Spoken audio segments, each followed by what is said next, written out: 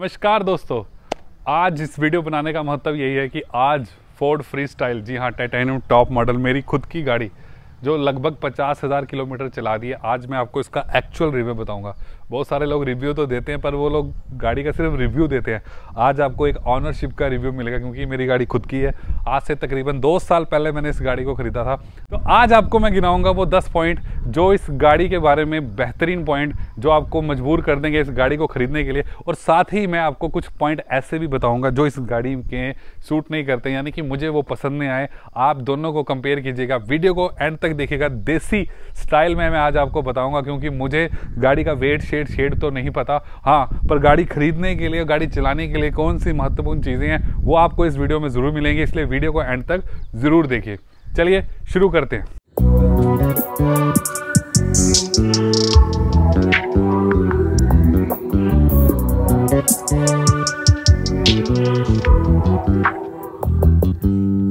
You just always been a tighter rush that I've been laid back, yeah. I don't wanna skip steps, you know that. So if you're with it, then say yeah.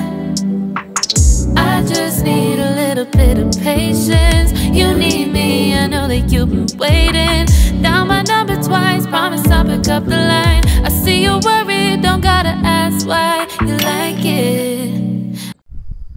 तो दोस्तों शुरू करते हैं। सबसे पहले हम बात करेंगे नेगेटिव पॉइंट्स के लिए, क्योंकि मैं चाहता हूं पहले नेगेटिव पॉइंट्स के बारे में शेयर कर लिया जाए, वो पता चल जाए गाड़ी में ऐसी कौन सी चीज़ें नहीं है। बाद में हम पॉजिटिव पॉइंट के बारे में बात करेंगे। तो सबसे पहला पॉइंट जो मुझे लगा मेरे पर्सनल पॉइंट ऑफ व्यू से, गाड़ी मैंने खरीदी, इतना टॉप मॉडल है, ये मेरा डीजल वर्जन है, टॉप वर्जन है। इसमें मुझे क्या कमी लगती है, जो फोर्ड ने जो इसके ऊपर जो हेडलाइट्स लगाई है, ये येलो हैलोजन लाइट्स है। मैं चाहता था कि ये गाड़ी में एक प्रोजेक्टर लैंप्स आने चाहिए थे। चलो सब मॉडल्स में तो नहीं, पर कम से कम जो लाइट्स हमें मिली है इसमें प्रोजेक्टर लैंप्स आना बहुत ज़रूरी था। क्योंकि कई बार क्या होता है, जब हम किसी सिंगल रोड्स में जा रहे हैं तो वहाँ पे अगर सामने से कोई गाड़ी आ जाती है, क्योंकि आज के आप इस कंपटीशन दौर में अगर देखेंगे मैक्सिमम गाड़ियाँ प्रोजेक्टर हेडलैम्प के साथ आ रही है। तो अगर हम किसी सिंगल रोड में ड्राइव कर रहे हैं, वहाँ से कोई गाड़ी आ जाती है जिसके प्रोजेक्टर हेडलैम्प्स है या कोई हैवी लाइट्स उसने लगा रखी है, तो हमें कहीं ना कहीं कम लाइट्स दिखती है। बट अगर आप किसी नेशनल हाईवे में जा रहे हैं और डिवाइडर्स में पेड्स वगैरह लगे हुए हैं और स्ट्रीट लाइट्स भी, रोड लाइट्स भी लगी हुई है, तो आपको इसकी लाइट में कोई दिक्कत नहीं आने वाली। और अगर आप किसी सिंगल रोड में जा रहे हैं जहाँ पे अपोजिट से कोई गाड़ी नहीं आ रही, तो भी आपको कोई दिक्कत नहीं आने वाली। दिक्कत आपको तभी आएगी जब आगे से कोई बड़ी गाड़ी आती है, तो अब आपको इसकी लाइट कम लगती है। तो चलते हैं नेक्स्ट पॉइंट की ओर, जो कि मुझे बिल्कुल भी पसंद नहीं आया। अब मैं आपको बताऊंगा। देखो, गाड़ी बहुत अच्छी है, सब कुछ बहुत अच्छा है। इस गाड़ी के साथ जब आप गाड़ी खरीदते हैं, कंपनी की तरफ से अलॉय व्हील के साथ आपको 15 इंची के टायर मिलते हैं, जिसमें इस तरीके का अलॉय व्हील लगा होता है और आपको 15 इंची के टायर मिलते हैं इसमें।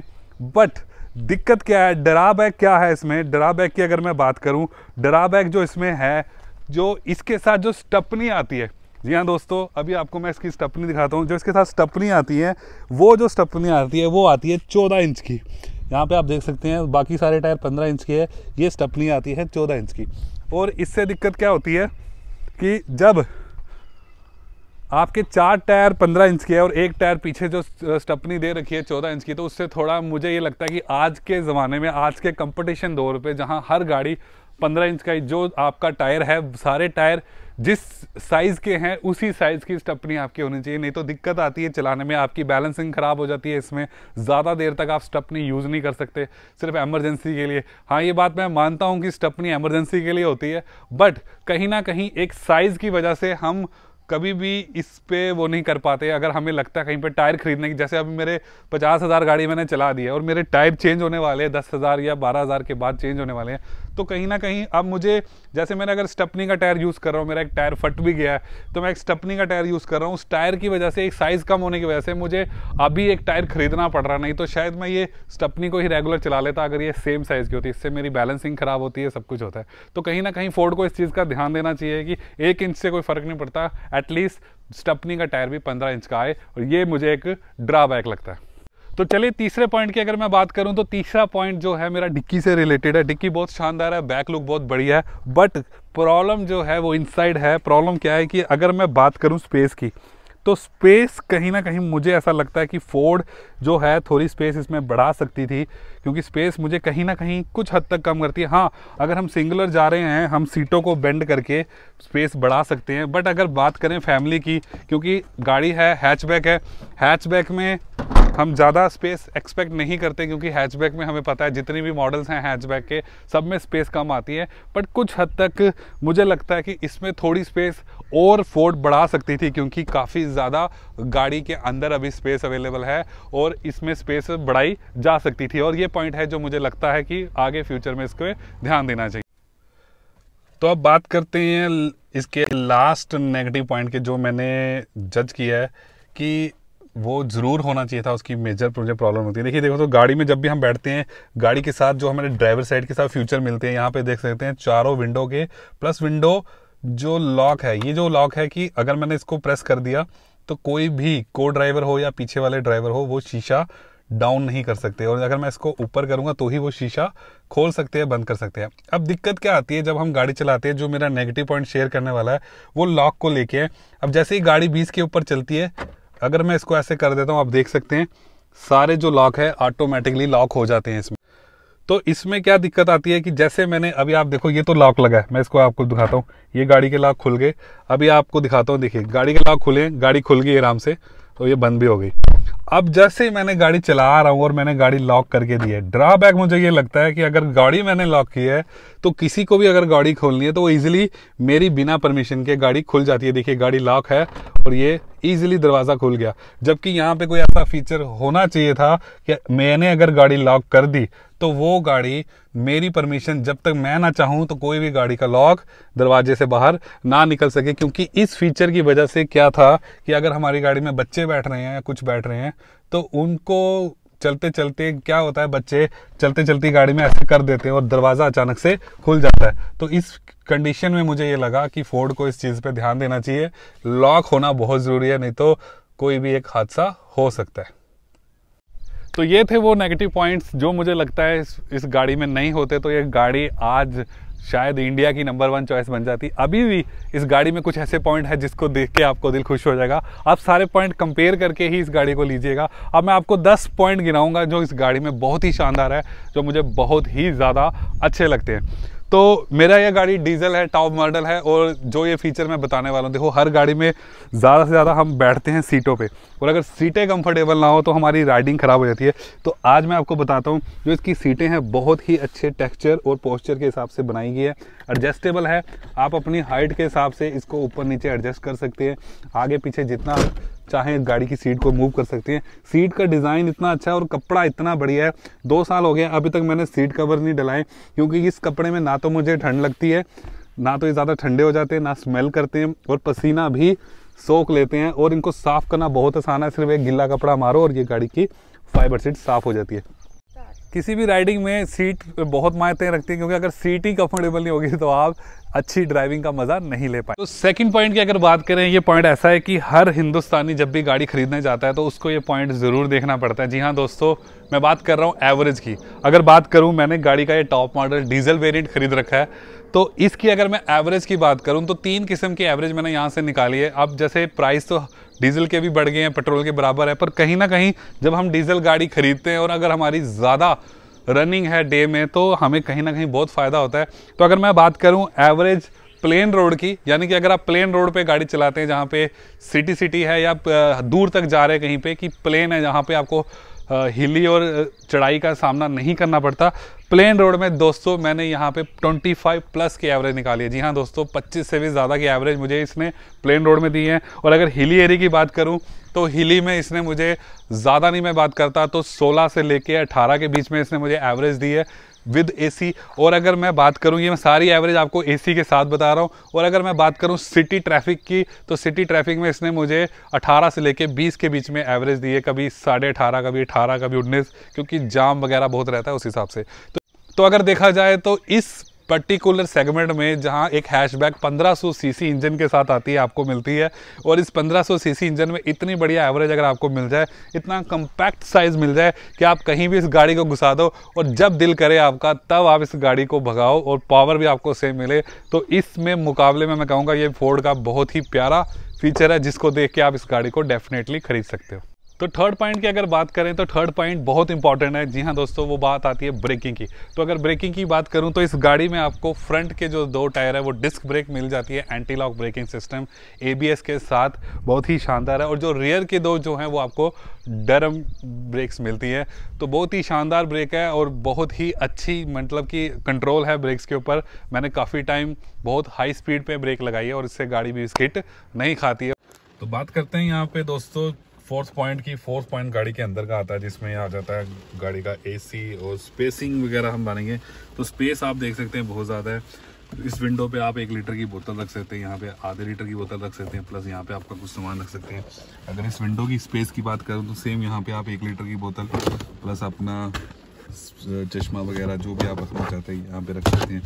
और यहाँ की बात करूँ तो यहाँ पे आपको एक मोबाइल की रखने की जगह मिल जाती है। यहाँ पे आपको चार्जिंग का पॉइंट मिल जाता है, यहाँ फास्ट चार्जिंग आप लगा सकते हैं। 2 पोर्ट आपको मिल जाते हैं, Android auto plus Apple CarPlay का, प्लस आप इसमें USB लगा सकते हैं।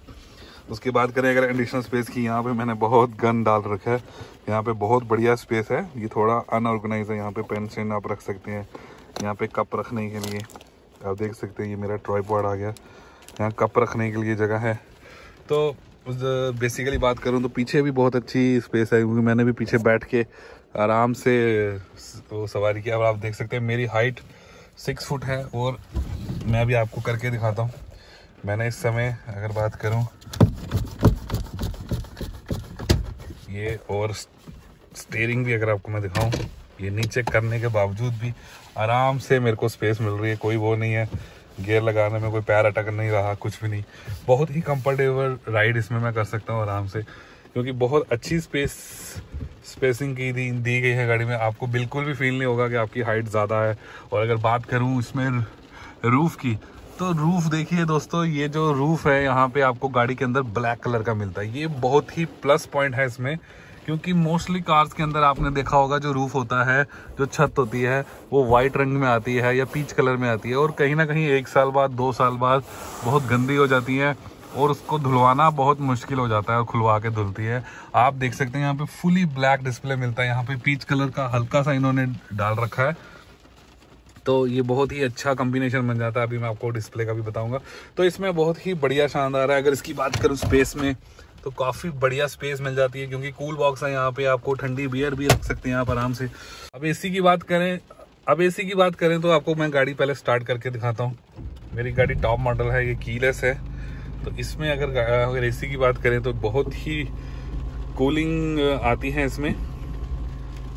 ये एसी ऑन हो गया और मैं 2 पॉइंट्स में रखूँगा। तो इस समय अभी वैसे ही बारिश हो रही है, तो बहुत स्ट्रॉन्ग एंड कूल एसी है इसका, बड़ी जल्दी ठंडक कर देता है और मेरे को बहुत पसंद आता है, क्योंकि बड़ी जल्दी जब हम धूप में गाड़ी खड़ी रखते हैं उस समय जब एसी ऑन करते हैं तो बहुत ही जल्दी आप देख सकेंगे, बहुत ही जल्दी इसके अंदर ऑटो, जैसे मेरा टॉप मॉडल है, इसके अंदर आप हर एक चीज़, ओह माय गॉड, यानी अभी से कूलिंग होना शुरू हो गई है। इसमें आप हर चीज़ सेट कर सकते हैं, ऑटो कर सकते हैं, जैसा आपको टेम्परेचर चाहिए वैसा आप सेट कर सकते हैं। हीट चाहिए, गर्म चाहिए, जितना आपको गाड़ी के अंदर का टेम्परेचर चाहिए आप सेट कर सकते हैं। जैसे मोस्टली अगर जैसे अभी ठंड का मौसम हो चुका है, यहाँ पे बारिश हो रही है, तो मैं 22 रखना पसंद करता हूँ। तो 22 के अंदर आराम से आपको फील नहीं होगा कि आपको एसी बंद करने की जरूरत नहीं पड़ेगी। मोस्ट पावरफुल गाड़ियों में जहाँ ऑटोमेटिक क्लाइमेट मोड नहीं होता है वहाँ पे ये दिक्कत आती है। बाकी ओवरऑल बहुत बढ़िया है। आप यहाँ से इसका कूलिंग के पॉइंट बढ़ा सकते हैं, यहाँ से आप टेम्परेचर कम ज़्यादा कर सकते हैं, यहाँ से ऑटो ऑन ऑफ कर सकते हैं, यहाँ से आप मोड इसके चेंज कर सकते हैं। तो एसी की अगर बात करूँ, बहुत ही शानदार एसी है, नो डाउट सब कुछ बढ़िया इसमें आपको मिलेगा। मैं दोस्तों आपको तीनों जो फीचर है, तो तीसरा फीचर, एक फीचर लाइट वाला तो अभी नहीं चेक करा पाऊंगा क्योंकि अभी दिन है। चलो मैं अभी गाड़ी स्टार्ट करके आपको वाइपर का बता देता हूँ कि जैसे ही मैं गाड़ी स्टार्ट करूँगा ऑटोमेटिकली वाइपर चल पड़ेंगे यहाँ पे। अब आप देखिए, मैंने वाइपर ऑन नहीं किए, ये खुद चल रहे हैं और ये तब तक चलते रहेंगे जब तक बारिश है, और ये खुद बंद हो जाएंगे जैसे ही बारिश कम होगी। और जैसे ही बारिश की स्पीड बढ़ेगी, इनकी भी स्पीड ऑटोमेटिकली बढ़ जाएगी। जैसे देखिए अभी बारिश कम हो गई, बिल्कुल स्टॉप हो गए हैं। जैसे बारिश बढ़ेगी ये अपने आप चल पड़ेंगे। उसके बाद डिस्प्ले की बात करूं तो ये नॉर्मल डिस्प्ले, अभी सॉन्ग चल रहा है, बट मैं आपको इससे आईफोन कनेक्ट करके दिखाता हूँ। तो दोस्तों ये देखिए, अभी मैं आपके सामने आईफोन कनेक्ट करूँगा। ये आ गया मेरा आईफोन। मैं लाइव कनेक्ट करना चाहता हूँ कि आपको पता चले। ये रही लीड जो हमने लगाई है, ये हम लगाएंगे आईफोन के साथ।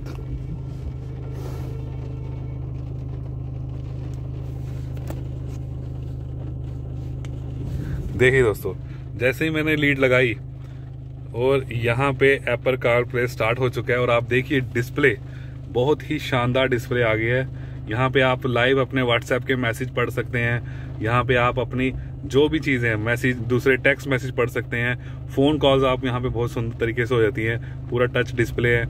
यहाँ पे ऑनलाइन आप अपने जिसको भी मर्जी कॉल कर सकते हैं सिंगल टच से, या आप बोल के भी। यहाँ पे आईफोन यूजर को पता होगा सीरी के बारे में। Hey Siri, hi, how are you? Hello, I am fine, thanks. Siri की मदद से आप कुछ भी कर सकते हैं, यहाँ पे कॉल कर सकते हैं, बुक कर सकते हैं। अब मैं आपको साउंड क्वालिटी चेक करवाऊंगा, तो अब आपको सुनाते हैं साउंड।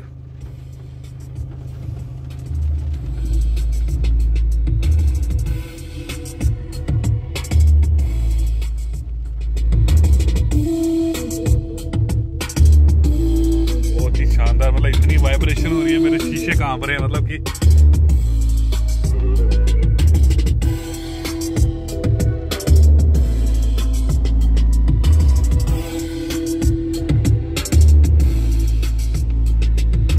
दोस्तों ये पॉइंट थे जो आपको क्लियर हो गए हैं। तो अब मैं आपको बताता हूँ 7वां और 8वां 9वां पॉइंट जो स्टीयरिंग को लेके आता है। स्टीयरिंग की राइडिंग कंफर्टेबल, प्लस जो 8वां पॉइंट है कि हम हाई स्पीड पे स्टीयरिंग की क्या परफॉर्मेंस रहती है, और 9वां पॉइंट आता है सस्पेंशन।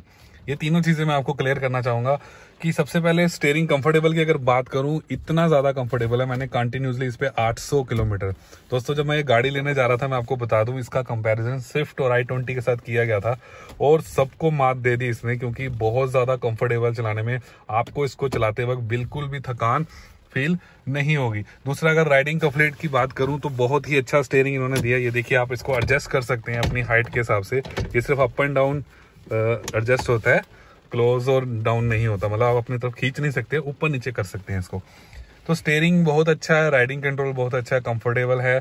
उसके बाद अगर बताऊं स्टीयरिंग हाई स्पीड में, तो मैं बता दूं दोस्तों, मैं अब तक इसको अगर अपनी कैपेसिटी की बात करूं 180 तक मैं इसको ले चुका हूं। और 180 की अगर मैं बात करूं, स्टीयरिंग ने मुझे 1 सेकंड भी ऐसा नहीं फील होने दिया कि स्टीयरिंग वाइब्रेट कर रहा हो या कांप रहा हो। जितना ज्यादा आप तेज चलाते हैं उतना ज्यादा टाइट हो जाता है ये, उतना ज्यादा आपका कॉन्फिडेंस बढ़ जाता है। तो बहुत ही शानदार है इसका सेफ्टी पॉइंट ऑफ व्यू से स्टीयरिंग। और अगर बात करूं तो मेरे टॉप वेरिएंट में 6 एयर बैग आते हैं। इस वेरिएंट में 6 एयर बैग आते हैं, आप देख सकते हैं। जो स्टीयरिंग की बात चल रही है, स्टीयरिंग में भी एयर बैग्स हैं, यहाँ पे भी एयर बैग्स हैं, और मैं आपको दिखा दूं ये भी एयर बैग्स हैं। यानी कि 2 फ्रंट पे, 2 साइड पे और 2 बैक साइड पे, यहाँ पे सीटों के यहाँ पे लगे हुए हैं। तो बहुत ही कंफर्टेबल है गाड़ी, सेफ्टी पॉइंट ऑफ व्यू से बहुत स्ट्रांग है।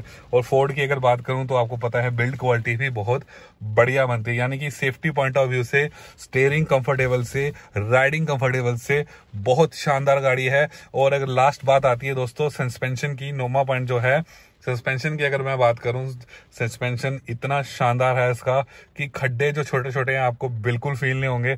अभी मुझे 2 साल हो गए चलाते, ऐसा लगता है कि गाड़ी नहीं निकाली है, फ्रेश गाड़ी जैसे चलती है, पानी की तरह गाड़ी चलती है।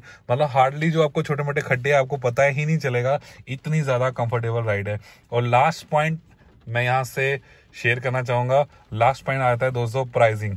जब मैंने ये गाड़ी खरीदी थी आज से 2 साल पहले, ये मुझे पड़ी थी 8,30,000 की, प्लस इंश्योरेंस 3 साल का, और आरसी की कॉस्ट उस समय डालने के बाद ये मुझे पड़ी थी ऑन रोड 8,70,000 की। अब जैसे आपको पता है आरसी की कॉस्ट इस समय 9% आ चुकी है, तो उस वजह से गाड़ी और महंगी हो गई है। आज का जो करंट रेट चल रहा है और चारों मॉडल के पॉइंट आपको डिस्क्रिप्शन में मिल जाएंगे। तो दोस्तों ये थे कुछ पॉइंट, कुछ पॉजिटिव पॉइंट और कुछ नेगेटिव पॉइंट्स, जो ये मेरा खुद का एक्सपीरियंस है जो मैंने आप लोगों के साथ शेयर किया। आपको अगर अच्छा लगा हो तो ही आप इस को कंपेयर करके इस गाड़ी को खरीदिए। अगर आपको बुरा लगा हो तो भी आप एक बारी ज़रूर शोरूम में विजिट करके इस गाड़ी के बारे में अच्छे से जानें, क्योंकि मैंने जो चीज़ आपके साथ शेयर की है वो मेरा पर्सनल एक्सपीरियंस है। कोई मैंने किताब से नहीं पढ़ा, कोई नेट से डाटा नहीं निकाला, इसलिए मैंने सिर्फ वही पॉइंटों के बारे में बात की जिस पॉइंट की मुझे नॉलेज है।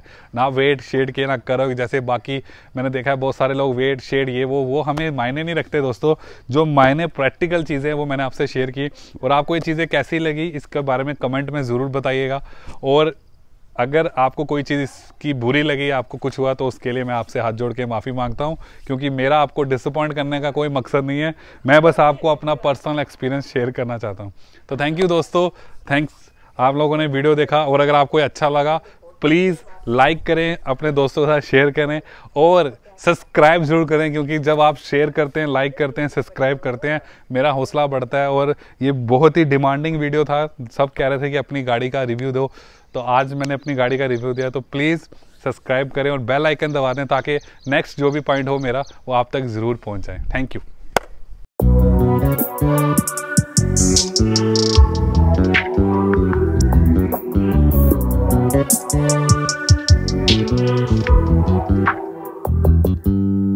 You just always been a tighter rush that I've been laid back, yeah. I don't wanna skip steps, you know that. So if you're with it, then say yeah. I just need a little bit of patience. You need